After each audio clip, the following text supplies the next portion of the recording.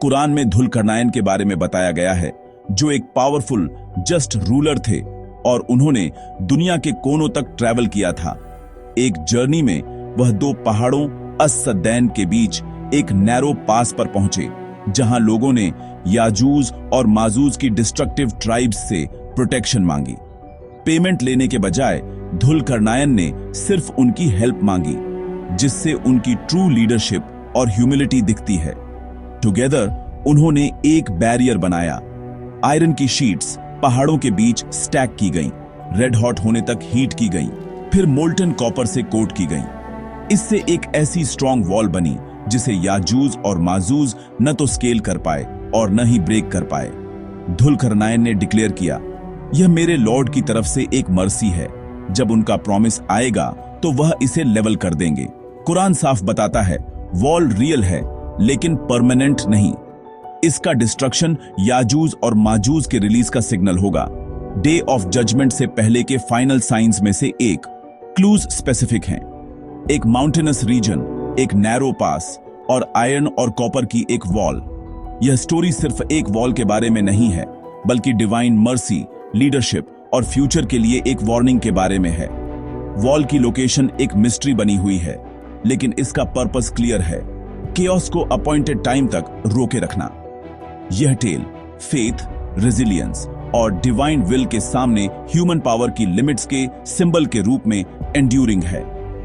दुनिया अभी भी इस बैरियर को सर्च कर रही है, लेकिन इसका ट्रू सिग्निफिकेंस उस लेसन में है जो यह सिखाती है, वॉल खड़ी है जब तक डेस्टिनी कुछ और डिक्री न करे।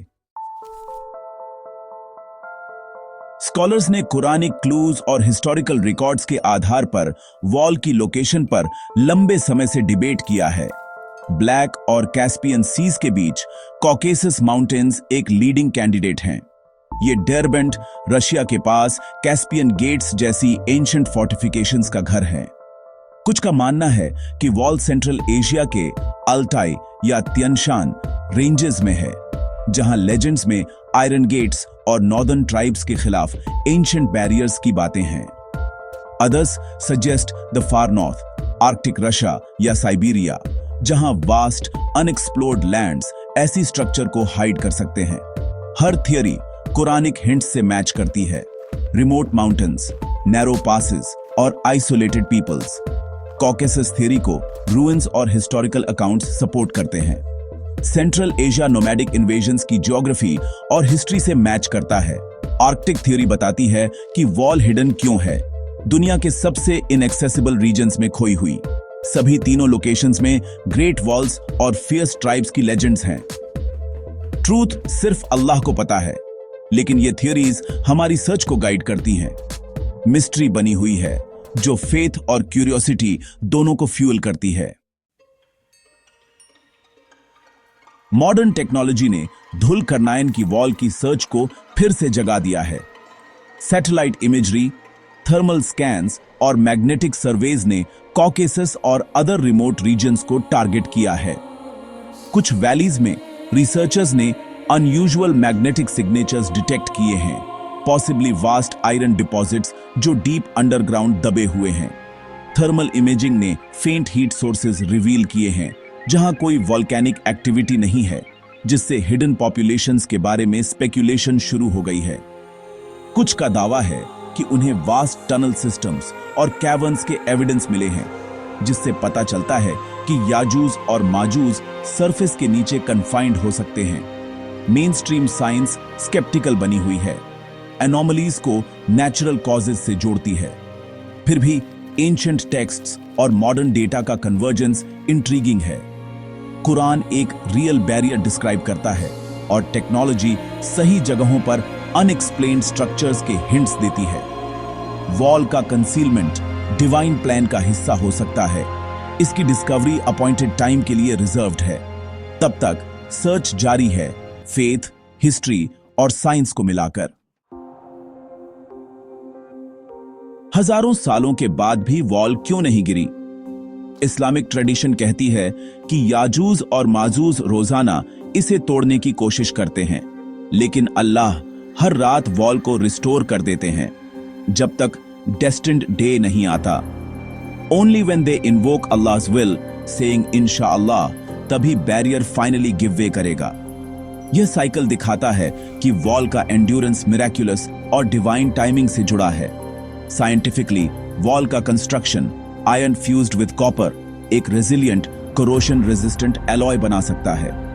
Modern metallurgy self healing metals को भी एक्सप्लोर करती है, जो एडवांस्ड नॉलेज की ओर इशारा करता है। अल्टीमेटली वॉल का सर्वाइवल डिवाइन इंटरवेंशन और रिमार्केबल इंजीनियरिंग का एक ब्लेंड है। इसकी स्ट्रेंथ धुलकरनायन की विजडम और अल्लाह की डिक्री दोनों का टेस्टामेंट है। वॉल एक सिंबल के रूप में खड़ी है, अनब्रेकेबल जब तक डेस्टिनी अलाउ न करे। इसका एंड्योरेंस सभी सोचने वालों के लिए एक साइन है। याजूज और माजूज का रिलीज एक ग्लोबल कैटास्ट्रोफी के रूप में फोरटोल्ड है। जब वॉल गिरेगी तो वे अर्थ पर ओवरवेलमिंग नंबर्स में सर्च करेंगे, रिसोर्सेज कंज्यूम करेंगे और केओस फैलाएंगे। हदीस में बताया गया है कि वे पूरी लेक्स को ड्रेन कर देंगे, अपने पीछे डेवस्टेशन छोड़ जाएंगे। सोसाइटी स्ट्रेन के तहत कलैप्स हो जाएंगी, फूड और वाटर वैनिश हो जाएंगे, डिजीज फैल जाएगी और बिलियंस डिस्प्लेस्ड हो सकते हैं। कोई भी नेशन या आर्मी उनके ऑनस्लॉट को विथस्टैंड नहीं कर पाएगी। Law and order break down हो जाएगा। बिलीवर्स को रिफ्यूज लेने के लिए कहा गया है, क्योंकि प्रॉफिट आइसा जीसस वापस आएंगे और डिलीवरेंस के लिए प्रे करेंगे। यह कोई मिथ नहीं है, बल्कि एक वार्निंग है, एक साइन कि डे ऑफ जजमेंट पास है। यह स्टोरी हमें सोचने पर मजबूर करती है। क्या हम एक ऐसी दुनिया के लिए प्रिपेयर्ड हैं जहां ह्यूमन सिस्टम्स फेल हो जाएं? याजूज और माजूज का इमर्जेंस ह्यूमैनिटी के लिए फाइनल टेस्ट होगा। उनका रिलीज तब आएगा जब करप्शन रैम्पेंट होगा और ट्रूथ स्केर्स होगी। लेसन क्लियर है, बहुत देर होने से पहले फेथ पर वापस आ जाओ। याजूज और माजूज कौन है, यह किसी और दिन का सवाल है।